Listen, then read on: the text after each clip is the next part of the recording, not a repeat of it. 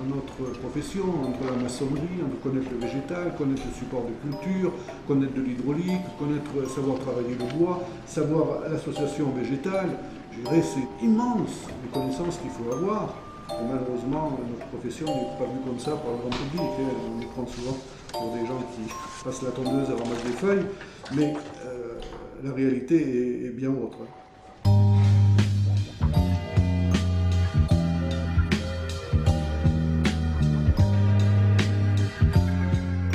Alors, William s'est rentré en apprentissage en 1999. Je suis arrivé dans l'entreprise et j'ai rencontré donc M. Romerol, qui m'a très vite fait confiance.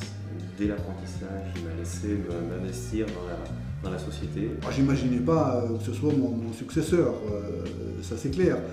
Mais je dirais qu'au bout de, très rapidement, au bout de, je dirais, même pas un mois, c'est un garçon qui a montré des capacités auxquelles je ne m'attendais pas, très honnêtement. Faire des devis, déjà, dès l'apprentissage, qui m'a donné beaucoup de temps pour m'apprendre des choses. Le soir, après les chantiers, on faisait des devis ensemble. Oui, j'ai appris avec lui. Alors il a régulièrement progressé, mais déjà au départ, quand j'ai senti que c'était quelqu'un qui s'investissait, je dirais à partir du moment, ma réaction a été de lui aider peut-être plus que ce que j'ai pu faire avec d'autres apprentis. Monsieur Romeron a voulu me garder, plutôt que de partir en école d'ingénieur. C'était à réfléchir et j'ai choisi de rester parce que je savais qu'il y avait la possibilité d'évoluer. Donc au bout de quelques mois, j'ai pris la direction du secteur création, puisqu'il m'a demandé de développer ce secteur qui était plutôt anecdotique à l'époque. Et de 6, on est passé à 20, 23 même. Et puis on fait maintenant 80% de création et 20% d'entretien. Je donne autant de valeur aux deux secteurs. Mais voilà, j'ai été amené durant ces années à développer plus cette activité que l'autre. Je l'ai fait participer à plein de choses. On a été voir comment étaient organisés des collègues, etc. Et ça lui a permis, lui aussi, donc d'acquérir des connaissances. Et petit à petit, effectivement, c'est comme ça que je me suis dit un jour, bon, je crois que tu as trouvé la perle rare pour te succéder. Je ne me suis pas senti repreneur tout de suite. Je me suis senti en capacité assez vite de prendre des responsabilités. Ça m'a été donné dès le départ, je pense, dès la première année où j'ai été embauché en CDI. Et ça m'a plu très vite. Donc, le métier, ce poste de direction de ce secteur et d'encadrement. Je dirais que le fait d'être preneur et pérenniser aussi l'entreprise, je l'ai senti après 2-3 ans de travail dans ce poste de direction du secteur création. Et c'est vrai que moi je me suis senti quand même assez rapidement repreneur potentiel. Après, fallait-il encore qu'on fasse, j'ai la proposition, mais on en a toujours un petit peu parlé. William c'était prêt, aujourd'hui il a les compétences, les capacités, les connaissances, donc je dirais, lui il attendait que ça. Moi derrière, quelques petits problèmes de santé qui à un moment donné se montrent. J'avais beaucoup de choses à apprendre, j'avais beaucoup de choses à développer, donc j'ai jamais eu je me suis jamais ennuyé dans mon travail. Il y a tellement longtemps que je pense à la transmission, du fait des difficultés que j'ai pu rencontrer pour mettre en place des équipes, pour les former, pour aujourd'hui l'entreprise a une certaine aura, on est reconnu, et ça j'ai pas du tout envie de le détruire, donc je dirais il faut transmettre l'entreprise.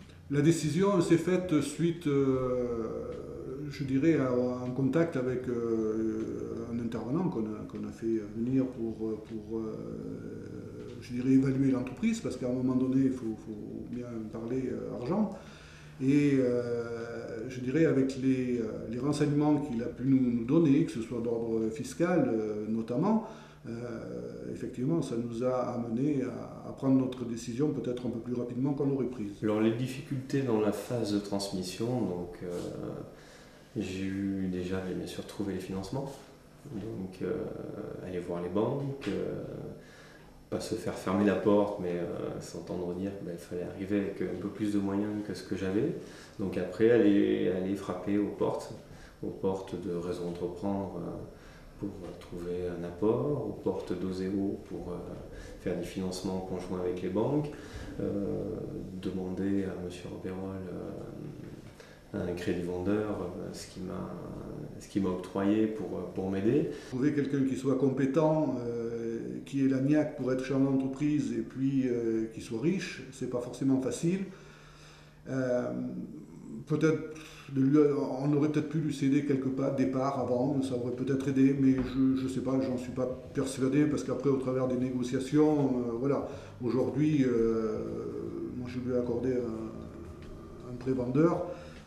Voilà, ça a été un peu la façon pour aussi à nous de l'aider. M. Robérol a été très ouvert dès début janvier aux questions, mais surtout j'ai trouvé très...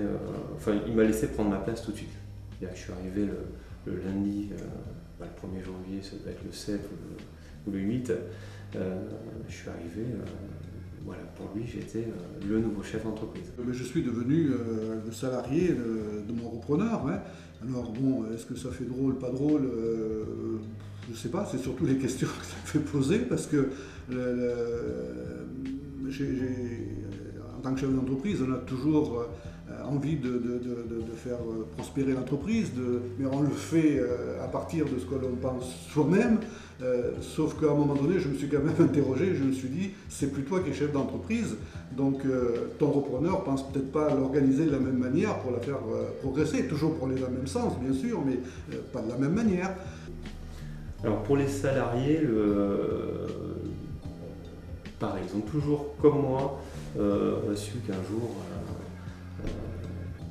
penser qu'un jour j'allais reprendre la société.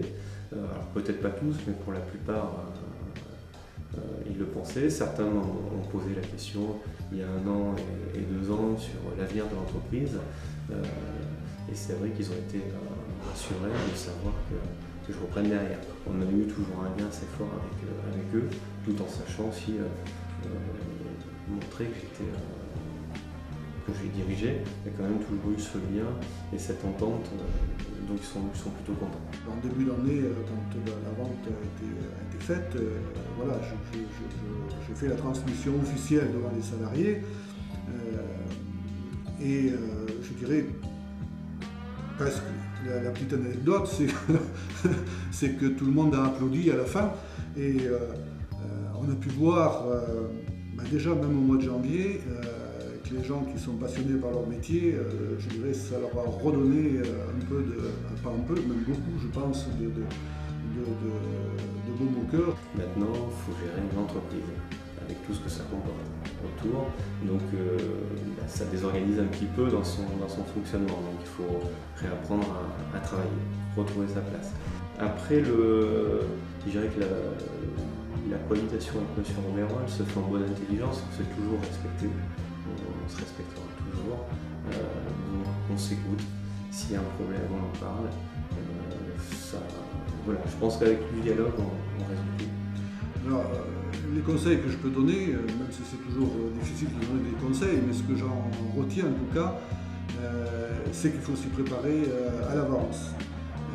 Il faut se faire entourer, il ne faut pas avoir peur de se faire entourer par des gens qui ont des compétences, qui vous donnent tous les éléments, parce qu'on est avant tout des chefs d'entreprise, mais on n'est pas forcément, que ce soit sur le point de vue fiscal, etc., on n'est pas forcément très compétent là-dessus, et là il faut se faire entourer. Moi je n'ai pas crainte de passer ma transmission, j'y ai pensé longtemps, parce qu'à un moment ou à un autre, il faut bien transmettre, et puis je dirais ce qui me paraît naturel, c'est tout ce que tout ce qu'on a pu faire dans l'entreprise, les uns et les autres, que ça continue. Donc à partir de là, je dirais aujourd'hui pour moi, je suis content, heureux mon bébé va continuer et ça c'est bien la plus belle chose, je dirais, qui pouvait m'arriver dans cette partie de ma carrière professionnelle.